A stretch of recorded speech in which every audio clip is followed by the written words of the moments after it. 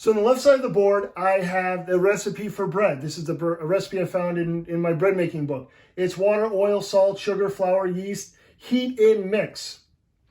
Now after you make the bread, it sits and expands. So the bread dough can expand like 3 or 4 times the size with the help of yeast in the fermentation process.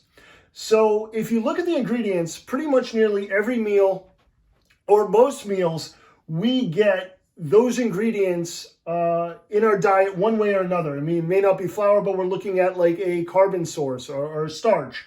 So at nearly every meal, all those ingredients are included in our diet. The heat is our body temperature, and our stomach's obviously doing the mixing for us. Now, if we have a yeast problem in our digestive tract, when all these ingredients are introduced to that yeast, it could start kind of a fermentation process and cause distension or inflammation in our intestinal tract.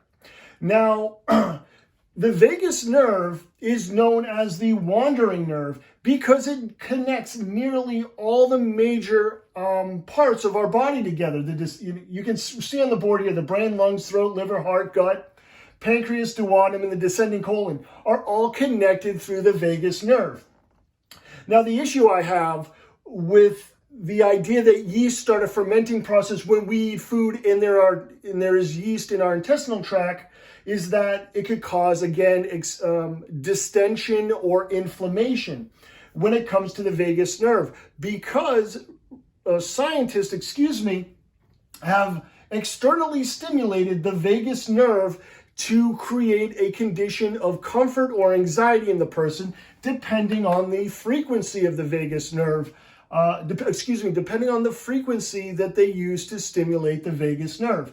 So the issue that I have with having problems with a yeast colonization in your intestinal tract is that the yeast are going to cause a condition of inflammation that's going to change the tension on your vagus nerve or vagus nerve, wherever it connects to that yeast colony, and it's going through this fermentation process.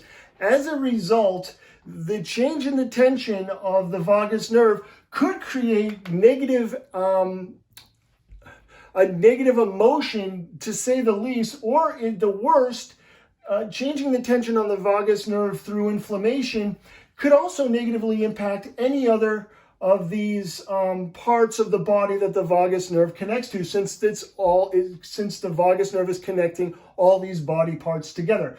So the question here I have, does yeast cause inflammation? And if so, does it negatively impact the vagus nerve?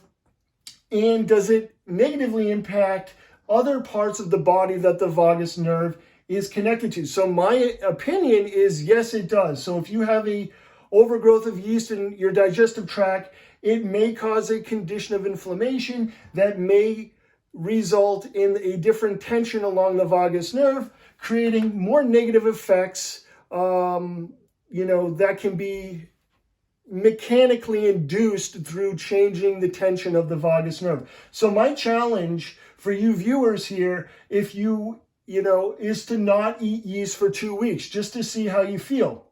And it's harder to do than you think if you use bread and beer as a staple. But my challenge is for the viewer to try not to eat yeast for 2 weeks and see how you feel.